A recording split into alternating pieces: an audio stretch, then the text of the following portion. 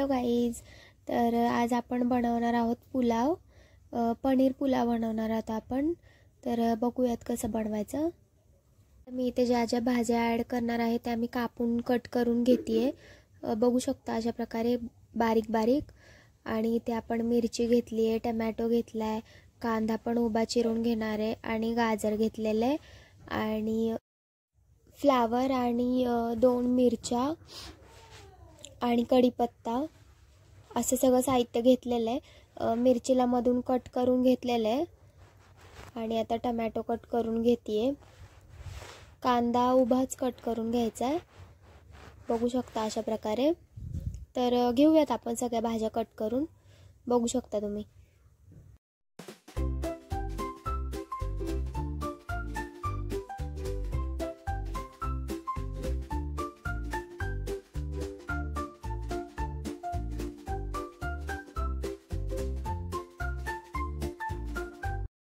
पनीर पण घेतलेलं आहे, बघू शकता. पनीरची क्वांटिटी तुमच्यानुसार घेऊ शकता. आणि आता ते बारीक कट करून घेऊयात पनीर पण. आणि भाज्या तर ऑलमोस्ट कट झालेल्या आहेत आणि पनीर पण कट करून झालं आहे. तर घेऊयात आता आपण बनवायला पुलाव.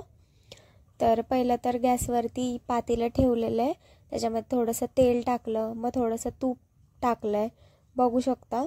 आणि बटाटा पण मी चिरून घेतला होता मगाशीच भाज्यांमध्ये. तर बटाटा पण टाकून घेऊयात, त्याला थोडासा शॅलो फ्राय करून घेऊयात ब्राऊन होईस्तोपर्यंत. आणि मग ब्राऊन झाला की मग बटाट्याला पण आपण काढून घेऊयात. आणि बघू शकता अशा प्रकारे ब्राऊन झाला की मग आता काढून घेतलेला आपण. आता तेजपत्ता ॲड करूयात, मगाशी चिरलेला कांदा आणि जे तुम्हाला खडे मसाले ॲड करू वाटतात ते तुम्ही ॲड करू शकता. इथे मी चक्री फूल ॲड केलं आहे, लवंग, मिरे आणि आता टमॅटो पण ॲड केलेला आहे. आणि जो आत्ता आपण ब्राऊन केला होता बटाटा तो पण आता मी टाकून दिलेला आहे. आणि तुरीची डाळ मी आधीच भिजवत ठेवली होती, तर तिला पण आपण ॲड केलेली आहे, बघू शकता तुम्ही. आणि आता भाज्या मगाशी सगळ्या कट केलेल्या त्या पण आता आपण ॲड करून घेऊयात. तर झालेले सगळं ॲड करून कढीपत्ता पण ॲड केला आहे आपण, बघू शकता तुम्ही. खूप सुंदर होता हा पुलाव. तुम्ही नक्की ट्राय करा आणि तुम्हाला ही रेसिपी कशी वाटली ते मला नक्की कमेंटमध्ये सांगा. आणि खूप सुंदर झाला होता भात. तर 5 ते 10 मिनटं मी झाकून ठेवलं होतं, कारण त्याला थोडंसं वाफलून दिलं मस्त, त्याच्यामुळे मी झाकून ठेवलं होतं 10 मिनटं. आणि 10 मिनटानंतर खोललं. तर हलवून घ्यायचं त्याला सतत 5-5 मिनटांनी. आता पनीर ॲड करून घेऊयात, बघू शकता अशा प्रकारे.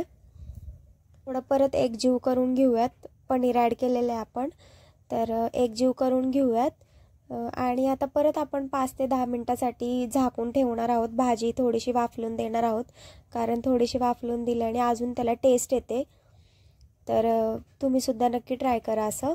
तर झाकण ठेवलेलं आहे, आता आपण थोड्या वेळ रेस्ट करून देऊयात.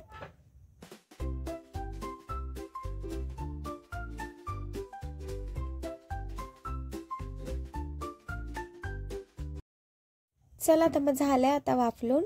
आता आपण ह्याच्यामध्ये मीठ टाकून घेऊयात. मीठ तुमच्या अंदाजानुसार टाकू शकता. आणि थोडीशी हिंग टाकणार आहोत, कारण हिंग टाकल्याने पण टेस्ट छान येते.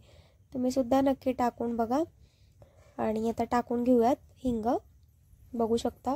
छोटी 1 चिमूटभरच टाकायची. आणि आता एकजीव करून घेऊयात परत.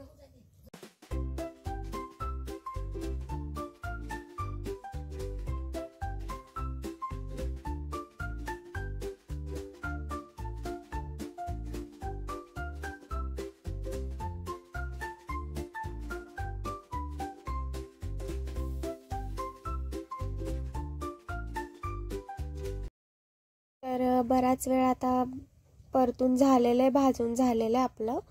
तर मग आता आपण तांदूळ ॲड करून घेऊयात.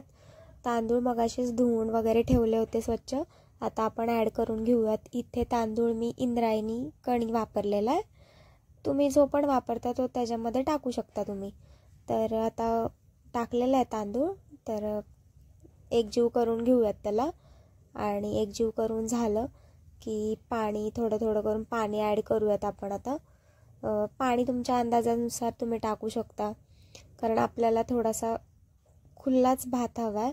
कारण की तुम्हाला माहिती असेल इंद्रायणी कणी चिकट असते, तर मग ती पटकन जास्त पाणी टाकलं की ती अशी गिचकी होऊन जाते. तर त्याच्यामुळे जास्त पाणी तर मी ॲड करणार नाही आहे, कारण की थोडासा खुल्लाच हवा आहे भात. तर बघू शकता तुम्ही अशा प्रकारे पाणी टाकून घेऊयात आता आपण.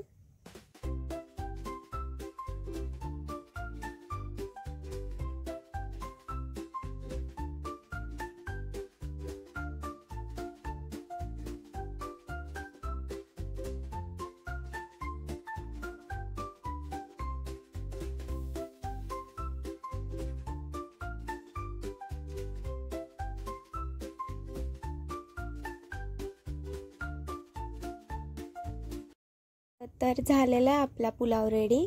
बघू शकता खूप सुंदर झाला होता आणि टेस्ट पण खूप मस्त झाली होती. तुम्ही सुद्धा नक्की ट्राय करा. आणि तुम्हाला माझे व्हिडिओ आवडत असतील तर माझ्या चॅनलला सबस्क्राईब करायला विसरू नका. लाईक करा, शेअर करा. आणि नेक्स्ट रेसिपी तुम्हाला कोणती हवी ती कमेंटमध्ये सांगायला विसरू नका. आणि कशी झाली रेसिपी ते पण मला नक्की सांगा कमेंटमध्ये. थँक्यू माझा व्हिडिओ बघितल्याबद्दल.